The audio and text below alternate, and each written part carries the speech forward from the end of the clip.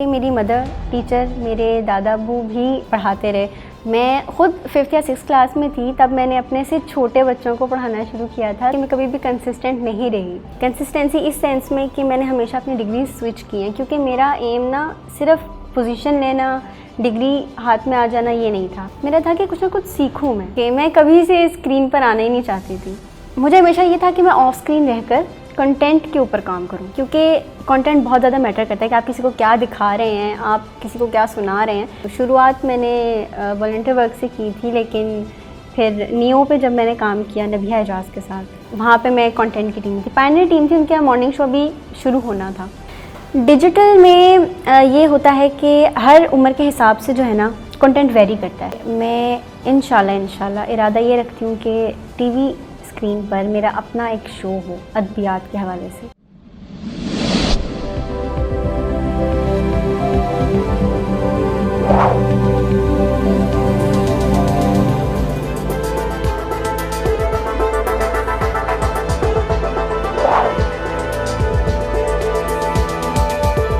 अस्सलाम वालेकुम नाजरीन, शेयरिंग ऑफ प्रोफेशनल विजडम के साथ मैं हूं अली रहमान खालिद। आज जो मेहमान हमारे साथ मौजूद हैं उनके कम्युनिकेशन स्किल्स बचपन से ही बहुत अच्छे थे। इन्होंने सोचा कि क्यों ना वो इस टैलेंट को इस्तेमाल करें और मीडिया की फील्ड में आके यूट्यूब पे अपना शो करें। इसी सिलसिले में उन्होंने यूट्यूब पे अपना काम किया। आज हम इनसे मुलाकात करते हैं और जानते हैं कि कंटेंट मैनेजमेंट यूट्यूब चैनल पे और डिजिटल मीडिया के हवाले से कितनी अहम है। आइए इनसे मुलाकात करते हैं और जानते हैं। बहुत बहुत शुक्रिया सैयदा कहकशां साहिबा आपकी तशरीफ़ आवरी का। मैम, सबसे पहले तो आप मुझे ये बताएं कि आपने बचपन से ही स्ट्रगल स्टार्ट कर दी थी और टीचिंग शुरू कर दी थी, और आपका कम्युनिकेशन स्किल्स बहुत अच्छे थे और आप मीडिया की फ़ील्ड में आई। मीडिया की फील्ड में आने का कब कैसे सोचा? बचपन में ऐसे था कि मेरी मदर टीचर, मेरे दादा अब्बू भी आप कह रहे हैं कि पढ़ाते रहे, तो एक ख़ानदानी एक विरासत में आ गया कि टीचिंग का हम सबको ना शौक़ कहीं ना कहीं आ जाता है। तो मैं ख़ुद 5th या 6th क्लास में थी तब मैंने अपने से छोटे बच्चों को पढ़ाना शुरू किया था। तो काफ़ी हमने ये भी सुना कि ये तो अभी बच्ची है, ख़ुद बच्ची है और बच्चों को पढ़ाती है। तो ऐसा ऐसा प्रैक्टिस हुई बात करना, क्योंकि बात करना एक बहुत बड़ा स्किल है, ये हर किसी से नहीं होता। तो उस फेज से हम लोग निकले। फिर आहिस्ता आहिस्ता, अच्छा इसमें सबसे मेन बात ये कि मैं कभी भी कंसिस्टेंट नहीं रही। अच्छा। कंसिस्टेंसी इस सेंस में कि मैंने हमेशा अपनी डिग्री स्विच की है, क्योंकि मेरा एम ना सिर्फ पोजीशन लेना, डिग्री हाथ में आ जाना ये नहीं था। मेरा था कि कुछ ना कुछ सीखूं मैं। ठीक है। क्योंकि सीखना का अमल ऐसा है कि आप किसी को भी मात दे सकते हैं। ठीक है। तलवार से ज़्यादा ताकतवर कलम है। तो मैंने शुरू में जब बायोलॉजी की, बायोलॉजी पढ़ने के बाद जी मैट्रिक का जब टाइम आया, हमें चूज़ करना था सब्जेक्ट, तो मैंने रखी कंप्यूटर साइंसेस। उसके बाद मैंने हैरत अंगेज़ तौर पे की कॉमर्स स्टडीज़। अच्छा। कॉमर्स जब मैंने पढ़ी, अच्छा वो भी बड़े मज़े का सीन था कि कंप्यूटर पढ़ने के बाद मुझे लगा कॉम से कंप्यूटर है, और मैंने किसी से मशवरा भी नहीं किया था। अच्छा। मैंने खुद ही फॉर्म फिल किए और ख़ुद ही अपने एडमिशन्स करवाए, कोई मेरे साथ बढ़ा नहीं गया, कोई कुछ नहीं। तो वो करने के बाद जी मैंने बिज़नेस एंड फाइनेंस में ही अप्लाई किया था यूनिवर्सिटी में, कहीं पे CS में किया, कहीं मतलब आप देख रहे हैं कि मैं कंसिस्टेंट कहीं नहीं रही, मैंने हर फील्ड में अप्लाई किया। फिर मैंने अपनी जहाँ पे भी सेकंड प्रेफरेंस देनी थी डिग्री की, मैंने वहाँ लिखी मीडिया एंड कम्युनिकेशन की। ठीक है। फिर मैंने, जब हम लोगों को वाउचर मिलता है कि आपने किसी एक सब्जेक्ट की फ़ीस सबमिट करवानी है ताकि आपका नाम उस फील्ड में एंटर हो जाए, तो वो मैंने ऑन द स्पॉट डिसीजन बदल लिया। मैंने कहा मुझे मैथ्स कॉम करना है। मैथ्स कॉम में आई, फिर वहाँ से आप कह लें कि सिलसिला हमारा शुरू हो गया। मैम, शो होस्टिंग की तरफ आप कब और कैसे आई? शो होस्टिंग ये बहुत बड़ा क्वेश्चन मार्क है। मैं इसके लिए कहती हूँ कि मेरी मदर की शायद बहुत ज़्यादा ख्वाहिश थी या उनकी दुआएं थी, क्योंकि मैं कभी से स्क्रीन पर आना ही नहीं चाहती थी। क्योंकि हमने ज़ाहिर है अपना वक्त भी देखा है, हमने ये भी देखा कि हमने स्क्रीन पे जिन ख़वातीन और हज़रात को हम लोगों ने ख़बरें पढ़ते देखा है, शोज़ करते देखा, कभी हमने नहीं देखा उन्होंने स्कार्फ लिया हुआ है। हमने नहीं कभी, हमें हमारे लिए ये बात ऐसी थी कि स्क्रीन पे हम जैसे लोग शायद कभी आ ही नहीं सकते। ठीक है। तो मुझे हमेशा ये था कि मैं ऑफ स्क्रीन रहकर कंटेंट के ऊपर काम करूं, क्योंकि कंटेंट बहुत ज़्यादा मैटर करता है कि आप किसी को क्या दिखा रहे हैं, आप किसी को क्या सुना रहे हैं, क्योंकि आपने अगले को एक मैसेज देना है, वो आपको फॉलो करता है। हम किसी को फॉलो नहीं कर रहे, लेकिन वो हमें देख के हमें फॉलो कर रहा है। तो मैं हमेशा से कंटेंट वाली थी, लेकिन अचानक आप कह लें कि जब मेरा पहला एक्सपीरियंस था इस फील्ड में, तो शुरुआत मैंने वॉलंटियर वर्क से की थी, लेकिन फिर नियो पे जब मैंने काम किया नबिया एजाज के साथ, ठीक है, तो वहाँ पे मैं कंटेंट की टीम थी, पायनियर टीम थी, उनके मॉर्निंग शो भी शुरू होना था, तो तभी हम उनके साथ जो है जुड़ गए थे बिल्कुल। तो हम कंटेंट डे बाय डे उस तरह काम करना, उसमें मैं बहुत अच्छी होती गई, ये मुझे बहुत फ़ायदा हुआ था वो ज्वाइन करने का। वहाँ से जब मैं, क्योंकि फिर ज़ाहिर है डिग्री के दौरान जब आप कहीं काम कर रहे होते हैं तो आपको टाइम मैनेज करना थोड़ा मुश्किल हो जाता है, बिल्कुल ऐसे, क्योंकि लेक्चर की टाइमिंग्स हमें नहीं पता होती थी, तो वो अचानक शेड्यूल चेंज हो जाना, टीचर की अवेलेबिलिटी का इशू। फिर अचानक ऐसे हुआ कि अच्छा, लाइफ में ये बात बड़ी हैरत अंगेज़ है कि मैंने कभी जॉब के लिए कहीं अप्लाई नहीं किया। ठीक है, तो मुझे लगता था कि अगर मैं कहीं अप्लाई करी हूँ ना, मेरे दिल में डर बैठ जाता था रिजेक्शन का। ठीक है, रिजेक्शन और फेलियर ये दो ऐसी चीज़ें हैं जो हालांकि इंसान को पॉलिश करती हैं, बिल्कुल, लेकिन मुझे बहुत डराती है। ठीक है, तो मैंने कभी कहीं अप्लाई नहीं किया, और जब वो ज़ैनब कत्ल केस आया सामने, फिर डे बाय डे इस तरह के केसेस बहुत ज़्यादा बढ़ गए थे, तो आप कह लें कि मैं जहनी तनाव का शिकार हो चुकी हुई थी। तो मेरी डिग्री एंड हुई, मेरा ग्रेजुएशन सेरेमनी के बाद मैं तकरीबन आप कह लें 4 माह तक मैं घर से नहीं निकली। अच्छा, मैं इस सिचुएशन में थी कि अगर मैं घर से बाहर निकली तो खुदा न खास्ता कुछ हो जाएगा। ठीक है, तो मुझे आप कह लें कि अचानक से नबिया एजाज उन्होंने मुझे अप्रोच किया, उन्होंने मुझे कहा कि एक अपॉर्चुनिटी है, तो मैं समझती हूँ कि अच्छी है, तो अगर आप जाना चाहो तो। आई वाज लाइक कि यार अभी मैं बहुत डरी हुई हूँ, मैं नहीं चाहती कि मैं कहीं काम करूँ, लोग कैसे होंगे, और लेकिन आप ये देखें कि रेकमेंड करने वाली कौन थी, वो शख्सियत थी जिनके ऊपर मैं अंधा भरोसा कर सकती हूँ। उन्होंने कहा, मैंने यकीन करें मैसेज के बाद मैंने उनको तकरीबन 4 घंटे तक कोई जवाब नहीं दिया, क्योंकि मैंने जैसे आपको पहले बताया कि मैं स्क्रीन पे नहीं आना चाहती थी।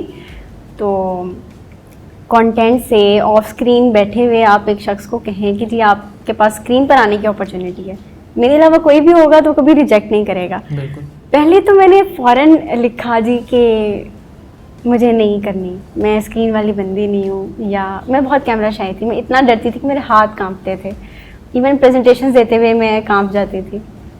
तो 4 घंटे लगा के मैंने बड़ा दबा के सोचा, मैंने अपनी अम्मी से मशवरा किया। तो अब मेरी मामा, उनको बहुत शौक़ था कि मैं अपनी बेटी को स्क्रीन पर देखूं, मैं देखूं कि ये कैसे सामने आती है, जो पढ़ रही है वो बोल पाती है नहीं बोल पाती। तो मैंने कहा चले let's give it a try, channel ही है ना, ज़्यादा से ज़्यादा क्या हो जाएगा। अगर देखें, मैंने ये बात सुनी थी कि अगर कुछ भी हो जाए ना तो कुछ भी नहीं होता, और ज़्यादा से ज़्यादा क्या हो जाएगा और कम से कम क्या हो जाएगा। तो दोनों तरफ की बातों को नाप के ना मैंने बस अल्लाह का नाम लिया और बस शुरू हो गई। मैम मुझे ये बताएं कि इलेक्ट्रॉनिक और डिजिटल मीडिया में बहुत फ़र्क है। डिजिटल मीडिया में कंटेंट किस तरह का लोग देखना ज़्यादा पसंद करते हैं? डिजिटल में ये होता है कि हर उम्र के हिसाब से जो है ना कंटेंट वेरी करता है। अगर आप टीन्स को ले लें, टीन्स और टीन से पहले तक के उनको चाहिए होते हैं कार्टून चाहिए होते हैं, मतलब उनको नॉन सीरियस जो है वो चीज़ें चाहिए होती हैं। हाँ जी, एंटरटेनमेंट बेस्ड। ये आपके लिए इंसान की उम्र के ना 2 हिस्से ऐसे होते हैं जो सेम होते हैं, एक बचपन और एक बुढ़ापा। इंसान को बचपन में भी जो शौक़ और जो चीज़ें अट्रैक्ट करती हैं, बुढ़ापे में भी उसको वही चीज़ अट्रैक्ट करती है। क्यों? क्योंकि वो सुकून तलाश करते हैं, वो खुशी तलाश करते हैं। असल मसला जहाँ आता है वो आता है हम जैसों का। हम होते हैं स्ट्रगलिंग एज वाले, हम होते हैं, हमें मेहनत करनी होती है, हमें पढ़ना होता है, हमें घर देखना होता है, बाहर कारोबार देखना होता है, 1000 लोगों से हमारा आमना सामना होता है।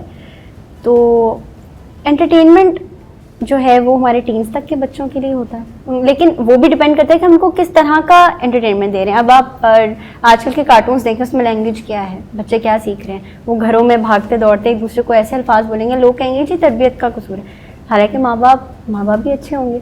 कसूर किसका? वो कि हम बच्चों को रोने धोने से बचाने के लिए फ़ोन दे देते हैं, हम नहीं नोटिस करते कि बच्चे क्या देख रहे हैं। उसके बाद हम जैसी एज हमें चाहिए होती है कोई ना कोई मोटिवेशनल या सक्सेस स्टोरी, क्योंकि हम लोग लाइफ के उस स्टेज पर होते हैं कि हमने एक डिसीजन बनाना है, हमारी पूरी लाइफ बन भी सकती है और हमारी ख़राब भी हो सकती है। अब हम लोग सक्सेस स्टोरीज इसलिए भी देखते हैं कि सपोज़ अगर मैं क्रिएटिव नहीं हूँ, मुझे नहीं कोई आइडिया आ रहा, हालांकि मेरे पास इन्वेस्टमेंट बहुत पड़ी हुई है, लेकिन मुझे नहीं पता कि मैं क्या करूँ, तो आपको कहीं ना कहीं से गाइडेंस मिलती है। जब आप किसी को देखते हैं, आप किसी को सुनते हैं, सुनने से इंसान बहुत सीख जाता है। अगर आपको किसी ने डायरेक्ट नहीं कहा कि आप ये काम करो, लेकिन आप देख रहे हो कि वो क्या काम कर रहा है, आप उसमें से कुछ ना कुछ निकाल लेंगे। तो ये होता है कि हर एज के ऊपर डिपेंड करता है कि हम क्या कंटेंट देखना चाह रहे हैं। मैम, आपने बहुत सारा वॉलंटियर वर्क भी किया और बहुत सारी NGOs के साथ आप अटैच भी रहीं, आप उसके बारे में थोड़ा सा शेयर करें। अच्छा, वॉलंटियर वर्क मैंने अपनी कॉलेज के बाद स्टार्ट किया था, क्योंकि कॉलेज तक तो कह लें कि कोई इतनी सोसाइटीज़ नहीं होती थी। अब हम भी हालांकि 90s के बच्चे हैं, सोसाइटीज़ तो आप कह लें कि 2000s में आके बनना शुरू हुई हैं, तो बहुत ज़्यादा क्रिएटिविटी माशाल्लाह से देखने में आ रही है और एक बहुत अच्छी इम्प्रूवमेंट है। तो जी हमारे टाइम में तो ऐसा कुछ था नहीं। तो कॉलेज जब ख़त्म हुआ तो यूनिवर्सिटी आके मेरे एक बहुत अच्छे दोस्त हैं मुस्तबा साकिब, वो बहुत ज़्यादा वॉलंटियर वर्क करते थे। ठीक है। मैंने उसको देखा कि लेक्चर लिया, चले गए। मतलब दोस्तों के साथ बैठने का भी टाइम नहीं होता था हमें। हम बड़ा उसको बुरा समझते थे, मायूब लगता था हमें कि हमारा दोस्त है, हमारे साथ बैठ के ना खाना खाया ना कुछ, बस क्लास ली और चले गए। तो हमें कभी आप कहने की इतनी फुर्सत भी नहीं होती थी कि हम उससे पूछ सकें, अच्छा भाई तुम क्या कर रहे हो, कहाँ जा रहे हो। तो एक दफ़ा रुक गया तो हमने उससे पूछा कि भाई क्या हवा के घोड़े पर सवार रहते हैं आप। तो जनाब ने फिर हमें बताया कि जी वो वॉलंटियर वर्क करते हैं। तब तक तो हमें पता ही नहीं था कि वॉलंटियर वर्क क्या होता है।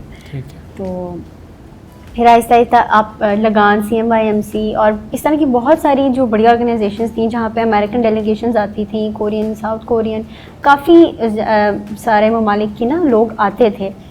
तो हमने वहाँ पे वॉलंटियर वर्क किया, क्योंकि सारे मैनेजमेंट के लिए हमें लोगों की ज़रूरत होती थी। वॉलंटियर वर्क करते करते एक टाइम आया कि मैं अपने उसी फ्रेंड के साथ जो तब वॉलंटियर वर्क करते थे, आज वो अपनी ऑर्गेनाइजेशन रन कर रहे हैं और वो दूसरों की एजुकेशन के लिए काम कर रहे हैं कि जो सहूलियात, जो अपॉर्चुनिटीज़ हम देखते हैं ना कि दूसरों को नहीं मिली, हम कहते हैं कि यार इनके पास ये होना चाहिए। एक इंसान का ये सोचना कि फ़लाँ शख्स के पास ये होना चाहिए और एक वो शख्स होना कि होना तो चाहिए पर मैं दूंगा, ये क्वालिटी बहुत अच्छी लगी थी। तब मैंने वॉलंटियर वर्क शुरू किया था और बेतहाशा किया था। मैम, जो लोग मीडिया की फील्ड में आना चाहते हैं, डिजिटल मीडिया पे आना चाहते हैं, उन्हें आप क्या सजेशंस देंगी? आपका एक्सपीरियंस है, आप बताएं।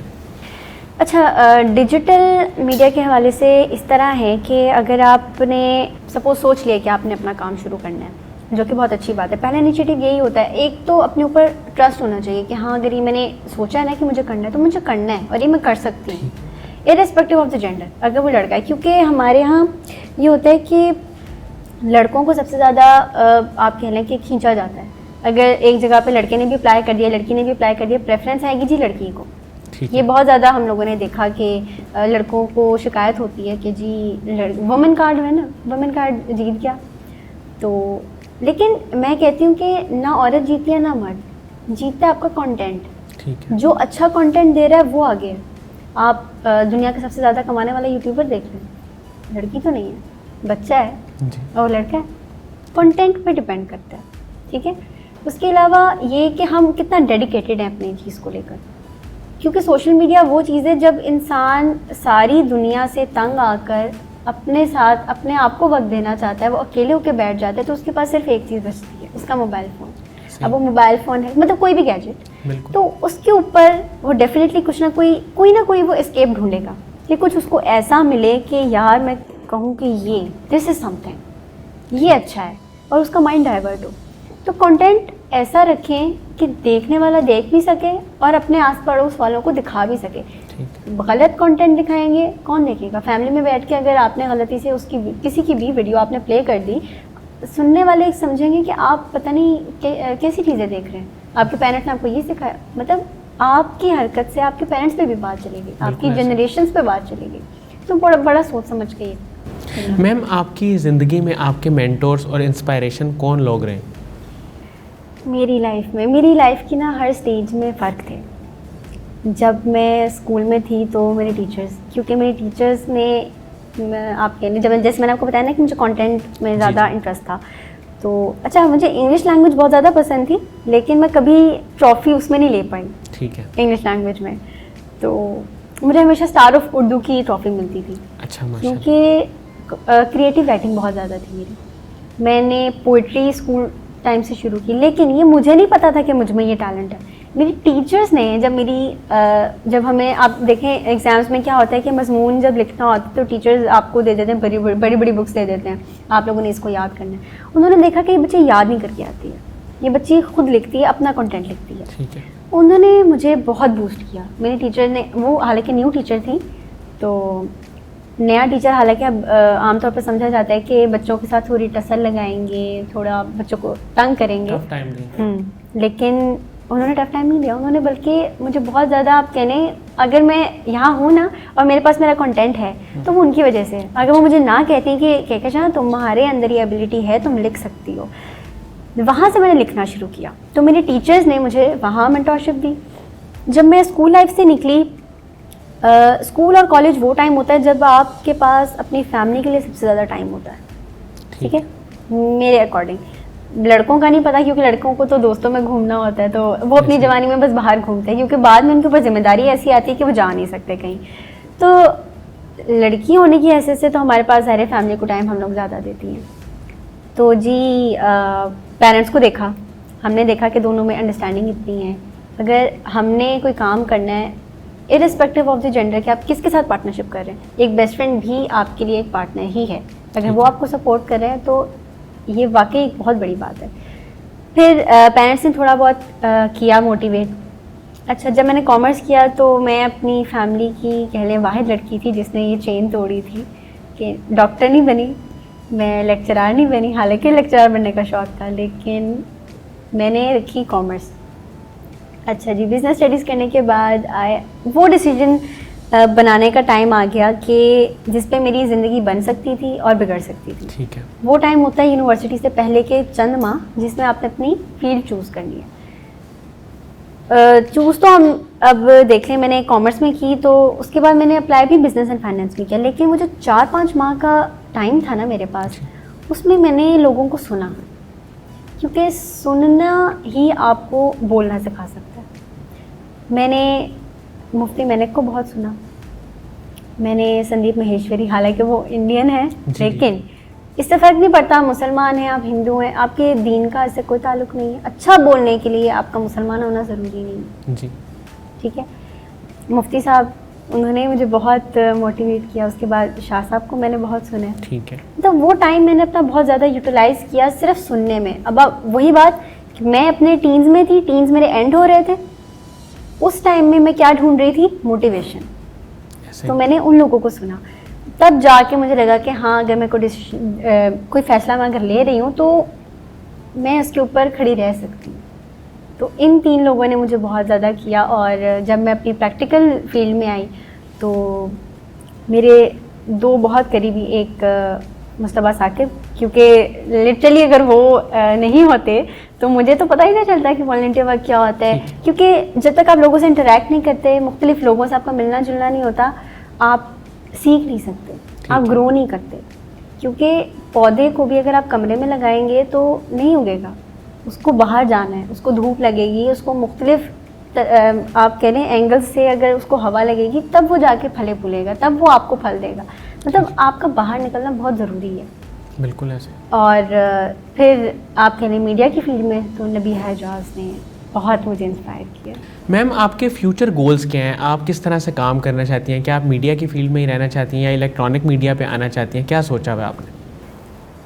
फ्यूचर गोल्स के हवाले से ये है कि मैं इंशाल्लाह इरादा ये रखती हूँ कि टीवी स्क्रीन पर मेरा अपना एक शो हो अदबियात के हवाले से। ठीक है।